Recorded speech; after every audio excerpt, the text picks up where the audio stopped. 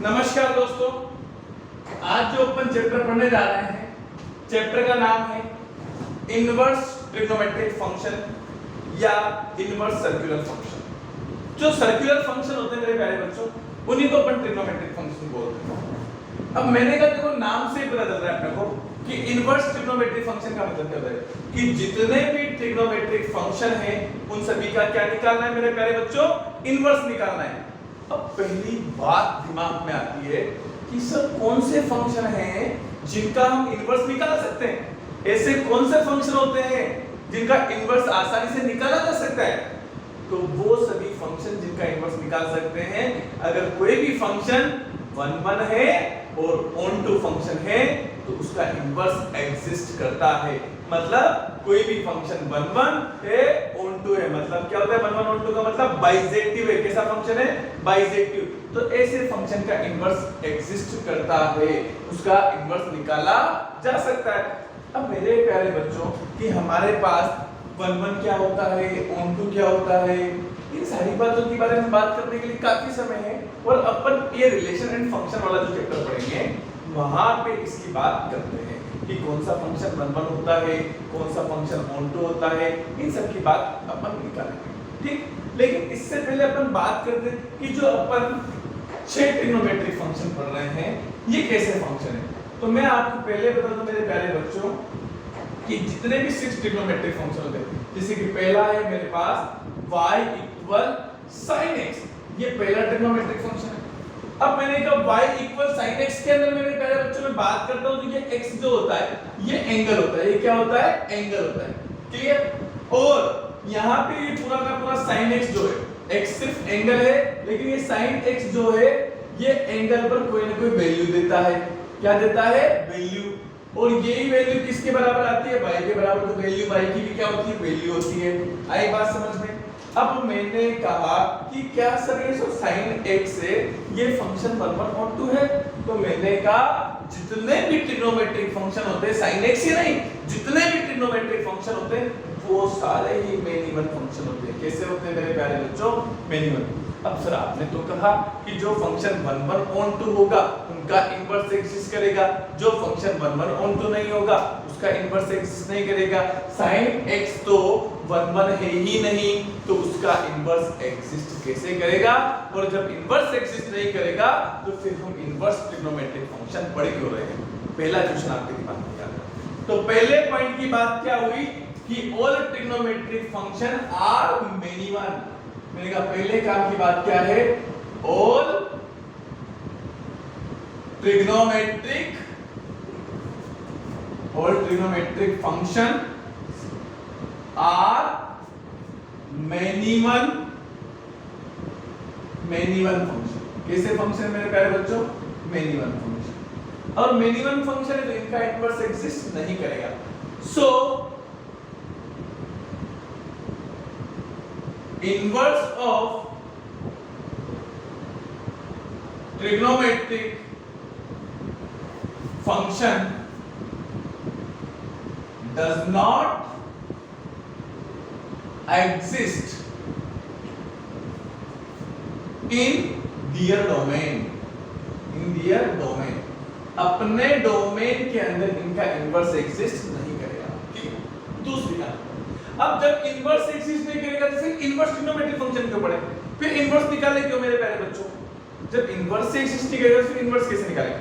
तो मैंने कहा मेरे प्यारे बच्चों अपने डोमेन में इनवर्स एग्जिस्ट नहीं करेगा तो क्या करेगा? डोमेन को बदल देंगे, उसके डोमेन को बदल देंगे और एक फिक्स पर्टिकुलर डोमेन ले लेंगे तो उसके अंदर इनवर्स एग्जिस्ट करेगा।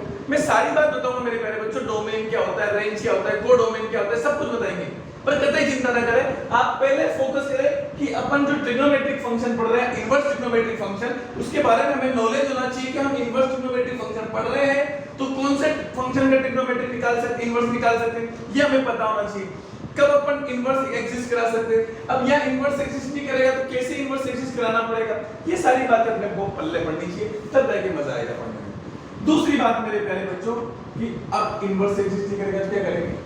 हाँ, we change the domain of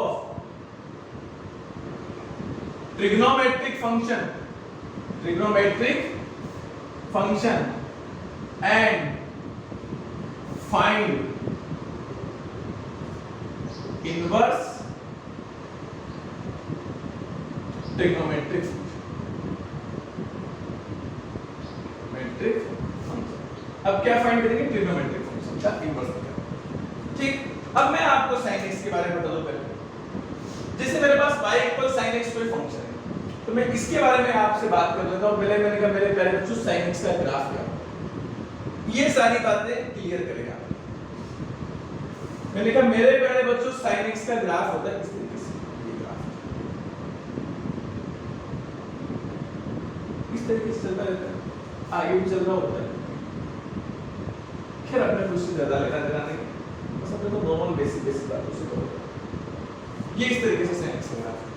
sin x के अंदर मैक्सिमम वैल्यू मेरे प्यारे बच्चों 1 होती है और मिनिमम वैल्यू -1 होती है। मैक्सिमम वैल्यू +1 होती है और मिनिमम वैल्यू -1 होती है। ये वैल्यू 0 होता है, यहाँ पे π/2 होता है मेरे प्यारे बच्चों, यहाँ पाई होता है, यहाँ पे 3π/2 होता है और यहाँ पे 2π, यहाँ पे 5π/2 होता है और यहाँ पे 3π होता है। बस ऐसे मेरे प्यारे बच्चों इधर माइनस का 3π/2 होता है, ये माइनस का पाई होता है, माइनस का 3π/2 होता है और माइनस का 2π। अभी सिर्फ आप इतनी सी बात याद रखेंगे मेरे प्यारे बच्चों, इतनी सी सिर्फ बेसिक बात याद रखेंगे कि आपको डोमेन के बारे में। तो अगर y इक्वल कोई फंक्शन, जैसे कि मेरे प्यारे बच्चों y इक्वल कोई फंक्शन है f ऑफ x, तो इसमें x की जो आप वैल्यू रख सकते हो, x की जो वैल्यू रख सकते हो आप, वो सब डोमेन कहलाता है। वो सब क्या कहलाता है? डोमेन। तो मैंने कहा इसका डोमेन क्या होगा? तो -∞ से +∞ पूरा r होगा। इसका डोमेन क्या होगा? -∞ से +∞ पूरा का पूरा, क्योंकि सब जगह फंक्शन समान है। ठीक है, और इसकी रेंज क्या होगी? तो मैक्सिमम वैल्यू 1 है, मिनिमम वैल्यू -1 है, तो -1 से +1 होगा। ठीक है, तो अगर मैं मेरे प्यारे बच्चों से बात करता हूं, कहते हैं मैं आराम से पढ़ाऊंगा, जल्दीबाजी में कहते नहीं करूंगा, और कहते हैं बेसिक बातें से स्टार्ट करूंगा, पर आपको मजा आने वाला है ना भाई। तो मैं आपसे बात करता हूं कि इसका डोमेन क्या होगा मेरे प्यारे बच्चों, क्या होगा? डोमेन। तो किसी भी फंक्शन का डोमेन देखना है तो आप कहां ढूंढेंगे? x एक्सिस पर, कि कोई भी फंक्शन x एक्सिस पर क्या वैल्यू दे रहा है। तो मैंने कहा x एक्सिस पे क्या वैल्यू दे रहा है? तो मिनिमम -∞, मैक्सिमम इनफाइनाइट, और -∞ से +∞ को क्या बोलते हैं मेरे प्यारे बच्चों? r। ठीक, और इसकी रेंज क्या होगी? अगर मैं रेंज की बात करूंगा तो रेंज बराबर मिनिमम वैल्यू क्या दे रहा है, मैक्सिमम वैल्यू क्या दे रहा है, तो आप होगी -1 से +1। कतई चिंता वाली बात नहीं। अब मैं कहता हूं कि ये फंक्शन 1 पर है कि मैनी 1 है, इसको कैसे चेक करते हो? तो किसी भी ग्राफ को आप चेक कर सकते हो कि वो ग्राफ 1 होगा या मिनी 1 होगा। तो आपको कतई चिंता नहीं करनी, x एक्सिस के पैरेलल एक लाइन ड्रॉ करनी, इसके पैरेलल ड्रॉ करनी मेरे प्यारे बच्चों x एक्सिस के, और अगर वो x एक्सिस के पैरेलल लाइन जो ड्रॉ करे, हां, वो ग्राफ को एक से ज्यादा पॉइंट पर कट कर दे तो फंक्शन मिनी 1 होगा, और केवल एक पॉइंट पर कट करे तो फंक्शन कैसा होगा? 1 होगा। तो x एक्सिस के पैरेलल लाइन ड्रॉ करे, कितने पॉइंट पर कट किया? एक से ज्यादा पर कट किया। इसका मतलब ग्राफ कैसा है? मिनी 1 है, और मिनी 1 एग्जिस्ट नहीं करेगा। अब इनवर्स एग्जिस्ट नहीं करेगा तो फिर इनवर्स निकालेंगे कैसे? तो मैंने कहा इसके डोमेन को बदलेंगे। जो डोमेन -r से r, -∞ से +∞ r से r था, उसको बदलना पड़ेगा। तो मैंने कहा इसके लिए आपको क्या देखना होगा मेरे प्यारे बच्चों? ग्राफ का बिहेवियर देखना होगा। क्या देखना होगा? ग्राफ का बिहेवियर। ग्राफ का बिहेवियर कैसे देखते हैं? तो मैंने कहा अगर कोई ग्राफ इंक्रीजिंग हो रहा है तो कहां से कहां तक वो इंक्रीज हो रहा है, या कोई ग्राफ डिक्रीजिंग हो रहा है कंटीन्यूअसली तो कहां से कहां तक डिक्रीज हो रहा है। तो मैं आपसे बात करता हूं कि ये माइनस का π/2 बेटा, -π/2 से ग्राफ ने चढ़ना स्टार्ट किया इस तरीके से, और कहां तक बढ़ा? π/2 के बाद धीरे-धीरे देखो वापस से क्या हो रहा है? कम हो रहा है। -π/2 पे कितना था? -1 से बड़ा और कहां तक बढ़ गया? π/2 तक बढ़ गया। तो -π/2 से π/2 तो ग्राफ कंटीन्यूअसली इंक्रीज हो रहा है। इसका मतलब -π/2 से π/2 के बीच में जब भी आप एक्सिस के पैरेलल लाइन ड्रॉ करोगे वो केवल एक पॉइंट पर कहां कंटीन्यू है। इसका मतलब -π/2 से π/2 फंक्शन के साथ इंक्रीजिंग फंक्शन है, मतलब इसका बिहेवियर एक जैसा दिख रहा है, इस वजह से फंक्शन क्या होगा? हाँ 1 होगा -π/2 से π/2 और -π/2 से π/2 अगर ये फंक्शन क्या होगा, हाँ ये फंक्शन क्या होगा 1 होगा तो यहाँ इनवर्स एक्सिस्ट कराया जा सकता है। फिर एक बच्चे ने कहा कि सर देखो π/2 से 3π/2 यहाँ पर भी तो फंक्शन के ग्राफ का बिहेवियर एक जैसा है, तो ये देखो डिक्रीजिंग तो फिर यहाँ पे भी इनवर्स एक्सिस्ट करेगा। मैंने कहा हाँ, मैंने कहा यहाँ पे भी एक सर ये तो 3π/2 माइनस के से माइनस उसके π/2 देखो डिक्रीजिंग यहाँ पे भी इनवर्स एक्सिस्ट करेगा। हाँ इनवर्स एक्सिस्ट करेगा, लेकिन हम ऐसी वैल्यू लेंगे जहाँ पे थोड़ा पॉजिटिव पार्ट भी आ जाए थोड़ा नेगेटिव आ जाए, तो -π/2 से 0 में नेगेटिव वैल्यू आ जाएगी और 0 से π/2 पॉजिटिव आ जाएगा। जबकि मैं π/2 से 3π/2 लूंगा तो क्या आएगा ऑलवेज पॉजिटिव, और मैं लूंगा -3π/2 से π/2 तो क्या आएगा ऑलवेज नेगेटिव। और हमें तो कोई भी ग्राफ लेना है तो कोशिश करना है कि 0 से या 0 के पहले से स्टार्ट करना है, ठीक है। तो मैंने कहा क्या हुआ, इस फंक्शन का इनवर्स कहाँ एक्सिस्ट करेगा -π/2 से π/2 के बीच में इनवर्स एक्सिस्ट करेगा, इसलिए अपन इसका जो ग्राफ बनाएंगे वो क्या बनाएंगे इनवर्स का -π/2 से π/2 ठीक है।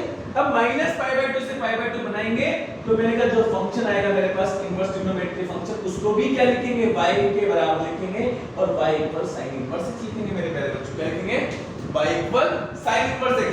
लेकिन आज के दिन ये x क्या होती है ये एंगल, क्योंकि देखो जो एंगल था वो अब वैल्यू, क्योंकि sin इधर चला गया तो sin इनवर्स बना हुआ, तो यहाँ अंदर क्या आता है वैल्यू आती है, तो ये वाली चीज क्या बनती है मेरे प्यारे बच्चों वैल्यू बनती है, और ये sin इनवर्स x पूरा क्या देता है आपको एंगल देता है। क्या देता है मेरे प्यारे बच्चों एंगल। आई बात, तभी तो उल्टा हुआ sin x क्या देता था वैल्यू देता था, अब वो वैल्यू भी क्या देगा एंगल देगा। क्या देगा मेरे प्यारे बच्चों एंगल देगा, उल्टा काम करेगा कि नहीं करेगा। तो मैंने कहा ये क्या देगा एंगल देगा। अब मैंने कहा मैं किसका ग्राफ बना लेता हूं sin इनवर्स x का ग्राफ। अब मैं sin इनवर्स x की बात करता हूं तो ये प्लस का π/2 और ये माइनस का π/2। यहाँ पे वैल्यू कितनी है मैक्सिमम, तो जो वैल्यू x एक्सिस पे थी वो कहां चली जाती है y एक्सिस पे, क्योंकि उल्टा हो गया ना, तो वैल्यू कहां जाएगी x y एक्सिस पे। तो -π/2 से π/2 बनाना तो -π/2 और π/2 कहां जाएगा 0 से नीचे, और ऐसे +1 इधर आ जाएगा -1 ठीक है। अब क्या हो रहा है ग्राफ के अंदर कि सर 0 से ग्राफ बढ़ रहा है और कहां तक बढ़ रहा है π/2 तक, तो इस तरीके से ग्राफ बढ़ा था क्या इस तरीके से, और π/2 पर इसकी वैल्यू कितनी आ रही थी मेरे प्यारे बच्चों ये बता आया ना। और इधर क्या हो रहा था धीरे धीरे डिक्रीज हो रहा था, तो -π/2 कितनी आती मेरे प्यारे बच्चों माइनस का आया ना। और ये जो ग्राफ आपको मिला ये क्या ग्राफ मिला मेरे प्यारे बच्चों, ये sin इनवर्स x का ग्राफ आपको मिला है। क्या ग्राफ मिला है sin इनवर्स x का ग्राफ मिला है आपको। तो आप ध्यान से देख लीजिए कि sin इनवर्स x का ग्राफ होता है क्लियर। अब sin इनवर्स x का ग्राफ मिला तो मैंने कहा अगर मेरे प्यारे बच्चों इसके डोमेन की बात करूंगा तो क्या होगा, तो x एक्सिस में जो बैठा होता है वो डोमेन, तो मैंने कहा इसका डोमेन क्या होगा मेरे प्यारे बच्चों बोलो डोमेन बराबर, तो x एक्सिस पे मिनिमम वैल्यू -1, y एक्सिस पे मैक्सिमम वैल्यू +1, तो क्या आएगा -1 से +1। कोई परेशानी। अगर मैं इसकी रेंज की बात करता हूं मेरे प्यारे बच्चों से तो रेंज क्या आएगी, तो y एक्सिस पे जो आती है वो क्या होती है रेंज, तो मिनिमम वैल्यू y एक्सिस पे -π/2 और मैक्सिमम वैल्यू π/2। ये आया मेरे प्यारे बच्चों -π/2 से प्लस का π/2। बताओ इसमें किसी को कोई परेशानी नहीं है, कतई दिक्कत है क्या। ये y sin x की बात हुई। इसी तरीके से क्या मैं दूसरा फंक्शन ले सकता हूं, क्या लूंगा मेरे प्यारे बच्चों y cos x क्लियर। अब cos x की बात करूंगा तो x क्या होगा वापस से बोलिए एंगल होगा, x क्या होगा एंगल होगा। इस बार ये वापस से x क्या देगा एंगल देगा, जबकि पूरा cos x क्या देगा ये आपकी वैल्यू देगा, और ये वैल्यू किसके बराबर होगी y के, तो ये भी क्या देगा मेरे प्यारे बच्चों वैल्यू देगा। हाँ या ना। अब मैं आपसे बात करता हूं cos x के ग्राफ की, तो मैंने कहा ये लीजिए मेरे प्यारे बच्चों, कतई चिंता करने की आवश्यकता नहीं है, आप ग्राफ बना दीजिए बिना सोचे समझे। ऐसा ही ग्राफ होता है cos x, छोटा सा, ये 0, ये π/2, ये पाई, ये कहीं 3π/2। इधर maximum value infinite, minimum value -infinite, ये माइनस का π/2, ये माइनस का पाई और ये माइनस का 3 पाई। ठीक, मैक्सिमम वैल्यू मेरे प्यारे बच्चों वापस से 1 आती है और मिनिमम वैल्यू -1। ठीक है, अब मैं इससे बात करता हूं, आप समझ के बताओ। मैंने कहा इसका डोमेन क्या होगा, आप बता सकते हैं क्या, मुझे बताओ डोमेन क्या होगा। तो मैंने कहा डोमेन कहां बैठता है, बस ये बता दो मुझे। तो एक्स एक्सिस पे कहां बैठता है, तो एक्स एक्सिस पे मिनिमम वैल्यू कहां तक चलेगा, जरा आप बताओ। कैसे बढ़ता रहेगा कंटीन्यूअसली, तो कहां तक चलेगा, -इनफाइनाइट और इधर +इनफाइनाइट। तो -इनफाइनाइट से +इनफाइनाइट को क्या बोलते हैं मेरे प्यारे बच्चों, आर बोलते हैं। क्या बोलते हैं, आर। अच्छा, रेंज क्या होती है मेरे प्यारे बच्चों, जो y एक्सिस को देखिए, y एक्सिस पे मिनिमम वैल्यू कितनी मिल रही है, मैक्सिमम वैल्यू कितनी मिल रही है, तो बताओ रेंज क्या आ जाएगी, रेंज बराबर -1 से +1। और -1 और +1 की तरफ ये बड़ा ब्रैकेट लगा है, इस बड़े ब्रैकेट को पता है क्या बोलते हैं, close interval. 10th class 11th class में पढ़ा था ना, तो इसको क्या बोलते हैं, क्लोज्ड इंटरवल। और क्लोज इंटरवल कब लगाते हैं, जब आपके क्वेश्चन में या रेंज के अंदर क्या आ रहा हो, -1 भी इंक्लूड हो रहा हो और +1 भी, तो -1 भी वैल्यू देता है, +1 भी वैल्यू देता है। -इनफाइनाइट +इनफाइनाइट की तरफ हमेशा क्या लगाते हैं, हां ओपन इंटरवल लगाते हैं। क्लियर। अब मैंने कहा क्या ये फंक्शन 1 1 है क्या, तो मैंने कहा देखो x एक्सिस के पैरेलल लाइन ड्रा करो, अगर एक पॉइंट पर इंटरसेक्ट करेगा तो 1 1 है, एक से ज्यादा पर करेगा तो -1।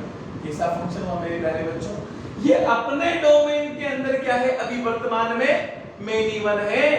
और मैंने कहा अगर अपने डोमेन में -1 है तो अपने डोमेन में तो इसका इनवर्स एग्जिस्ट नहीं करेगा, इसलिए इसका डोमेन क्या करना पड़ेगा, बदलना पड़ेगा। फिर एक बचेगा सर वापस से -π/2 से π/2। देखो -π/2 से 0 तक इंक्रीज, अब 0 के बाद क्या होगा, ये तो डिक्रीज होना है, यहाँ तो गड़बड़ है, मतलब -π/2 से π/2 के अंदर इसकी बात नहीं कर सकते, क्योंकि एक बार इंक्रीज हुआ फिर डिक्रीज हुआ।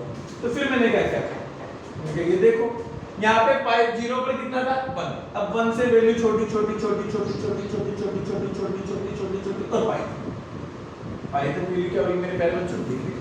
तो फंक्शन का बिहेवियर कैसा है, सेम है, चाहे तो कंटीन्यूअस इंक्रीज होना चाहिए, चाहे कंटीन्यूअस डिक्रीज होना चाहिए। ऐसे ही यहाँ पे देखो -π/2 से इंक्रीजिंग और यहाँ तो मैंने कहा -π से 0 भी एक जैसा बिहेवियर है और 0 से π भी एक जैसा बिहेवियर है, मतलब -π से 0 तक लगातार इंक्रीज हो रहा है, तो -π से 0 भी फंक्शन का इनवर्स एग्जिस्ट करेगा, मतलब -π से 0 तक फंक्शन का बिहेवियर एक जैसा है, तो यहाँ से यहाँ तक भी इनवर्स निकाला जा सकता है और 0 से π भी निकाला जा सकता है। तो अपन क्या निकालेंगे मेरे प्यारे बच्चों, 0 से π, क्योंकि सारी वैल्यू पॉजिटिव आ रही है, अपने इसमें सारी वैल्यू नेगेटिव आ रही है, तो ज्यादा प्रेफरेंस किसको देंगे, सारी वैल्यू पॉजिटिव को देंगे। इसको देंगे मेरे प्यारे बच्चों पॉजिटिव। तो मैंने कहा अगर मेरे पास इनवर्स फंक्शन आएगा तो उसका क्या नाम होगा, y cos inverse x। Clear. अब आज के दिन x क्या बनेगा, वैल्यू बनेगी मेरे प्यारे बच्चों, बहुत ही बढ़िया। क्या बनेगी, वैल्यू। और ये पूरा cos इनवर्स x क्या बनेगा मेरे प्यारे बच्चों, ये एंगल बनेगा। अब जो x की वैल्यू होती है वो कहां आती है, आप मुझे बता दीजिए, ये कहां आती है, x एक्सिस पे कहां आती है, और जो y की वैल्यू होती है वो कहां आती है मेरे प्यारे बच्चों, y। तो मैंने कहा y की वैल्यू क्या है, एंगल। तो एंगल कहां से कहां लिया, 0 से π तक।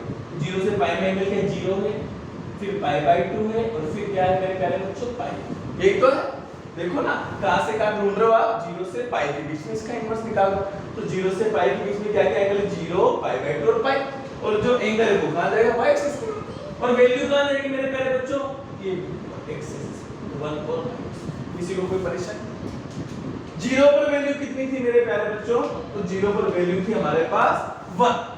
अब 1 से डिक्रीज हो, डिक्रीज हुई π/2 पर आता है तो कितना होगा 0, और ऐसे ही π पर आता है तो कितना होगा -। ये फंक्शन का ग्राफ आपका इस तरीके से, ठीक है।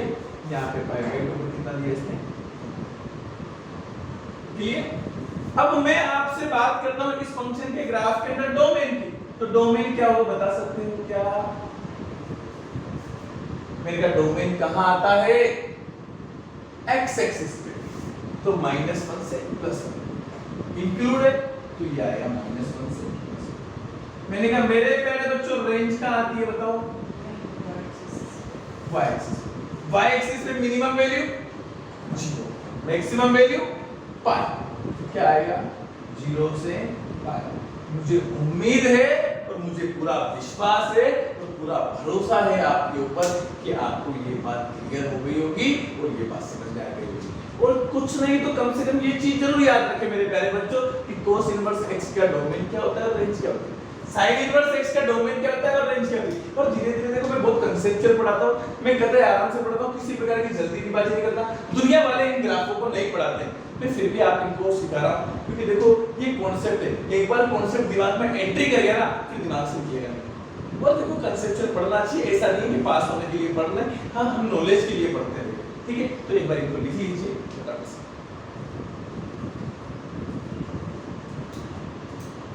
चलिए भाई देखिए, एक अपन मिटा देते हैं, एक और कर लेते हैं, एक दिन के 3 ग्राफ तो करते हैं।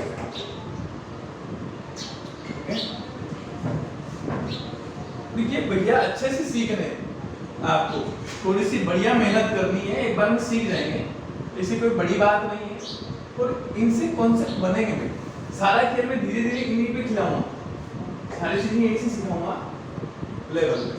अगला देखना, मैंने कहा तीसरा फंक्शन मेरे प्यारे बच्चों क्या है मेरे पास, y बराबर 10x है। कौन सा फंक्शन है? 10x है। अब मैंने कहा 10x में अगर मैं बात करूं, क्या आप 10x का ग्राफ बनाना जानते हैं? देखिए कतई चिंता नहीं करनी, 10x का ग्राफ किस तरीके से आता है ये 11वीं क्लास में सिखाया जाता है कि ग्राफ कैसे बनते हैं, तो वहां पे अपने को बहुत अच्छे से सिखाया।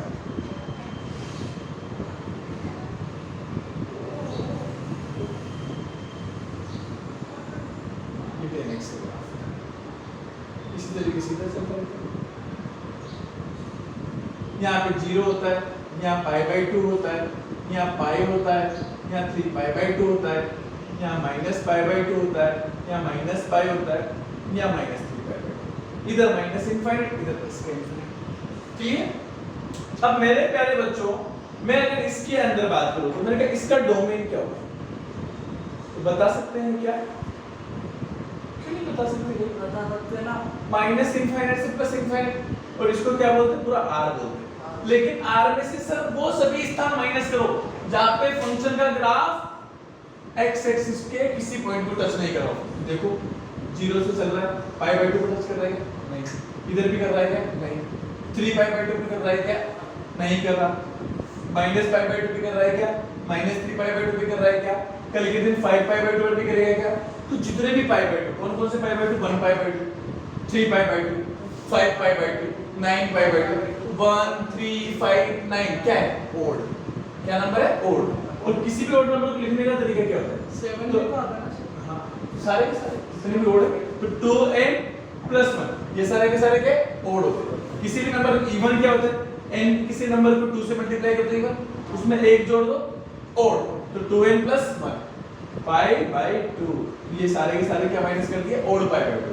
और for all n is belong to integer, n की वैल्यू क्या होनी चाहिए? इंटीजर। जैसे कि मैं यहाँ 0 रखूंगा तो क्या आएगा? 1π/2, 1 रखूंगा 1 + 2 3π/2, 2 रखूंगा 5π/2, 3 रखूंगा 7π/2, इस तरीके से क्या आ जाएंगे? सारे के सारे ओड π/2। क्लियर? अब मैं बात करता हूँ उसकी रेंज की, तो मैंने कहा मेरे पहले बच्चों रेंज क्या होगी बताओ? मेरे पहले बच्चों रटो मत यार, मैक्सिमम वैल्यू क्या जा रही है? इनफाइनाइट। देखो ना बढ़ के और मिनिमम वैल्यू क्या जा रही है? Minus infinite. तो माइनस इनफाइनाइट से प्लस इनफाइनाइट, और माइनस इनफाइनाइट से प्लस इनफाइनाइट को क्या बोलते हैं? आर बोलते हैं। क्या बोलते हैं? अब मैंने कहा फंक्शन वन वन है कि मेनी वन, क्या करना? x एक्सिस के पैरेलल लाइन ड्रॉ करनी, एक से ज्यादा पॉइंट पर कट करे तो, और एक पर कट करे तो मैंने कहा देखो इस टुकड़े में क्या है? एक ही बार कट करने की जरूरत है, तो मैंने कहा ये वाला टुकड़ा ऐसा हो सकता है जहां पे इसका इनवर्स एग्जिस्ट कराया जा सकता है। तो मैंने कहा कहां से कहां इनवर्स एग्जिस्ट करेगा? देखो ग्राफ का बिहेवियर देख लेना आपने, तो -π/2 से π/2 के बीच में ग्राफ का बिहेवियर देखा, यहां से इंक्रीजिंग इंक्रीजिंग इंक्रीजिंग इंक्रीजिंग, तो यहां पे क्या होगा? इसका इनवर्स एग्जिस्ट करेगा। तो मैंने कहा इधर आएगा मेरे पास क्या? प्लस का π/2, और इधर क्या आएगा? माइनस का π/2। आया ना? अब मैंने कहा ग्राफ कैसे बनेगा मेरे प्यारे बच्चों, तो आप कहोगे सर 0 से बढ़ेगा तो π/2 की तरफ जाते जाते कहां जाएगा इनफाइनाइट पर, और 0 से घटेगा तो -π/2 की जाते जाते कहां जाएगा -इनफाइनाइट पर, कहां जाएगा -इनफाइनाइट। ठीक है, अब आप देख रहे हो इधर तो प्लस का इनफाइनाइट, इधर माइनस का इनफाइनाइट। हां यार, अब मैं इससे कहता हूं कि मेरे प्यारे बच्चों डोमेन क्या होगा, तो आप डोमेन बता सकते हो, जो x एक्सिस पे -इनफाइनाइट से +इनफाइनाइट मतलब आप रेंज क्या होगी मेरे प्यारे बच्चों बताओ, तो -π/2 से π/2, लेकिन इस बार क्या लेंगे, हाँ ओपन इंटरवल। क्यों, क्योंकि सर -π/2 और π/2 पर वैल्यू टच नहीं कर रही है, ग्राफ टच कर रहा है क्या, नहीं कर रहा है। जबकि यहाँ पे क्या था, π/π पर भी वैल्यू टच कर रही थी और 0 पर भी कर रही थी, सिर्फ 0 और π को क्या किया था, क्लोज दिया था। जबकि यहाँ क्या रहा है कि ग्राफ को भी π/2 पर -π/2 पे टच नहीं कर रहा था, इसलिए क्या लिया ओपन इंटरवल। बहुत है आज के लिए ये 3 ग्राफ आपने सीखे, इन तीनों ग्राफों के बाद अगले 3 ग्राफ अपन कल वाली क्लास में सीखेंगे। हाँ, एक बार इनको देख लीजिए, बाकी हंसते रहिए, मुस्कुराते रहिए, देखते रहिए मैथमेटिक्स का शो। Okay, the next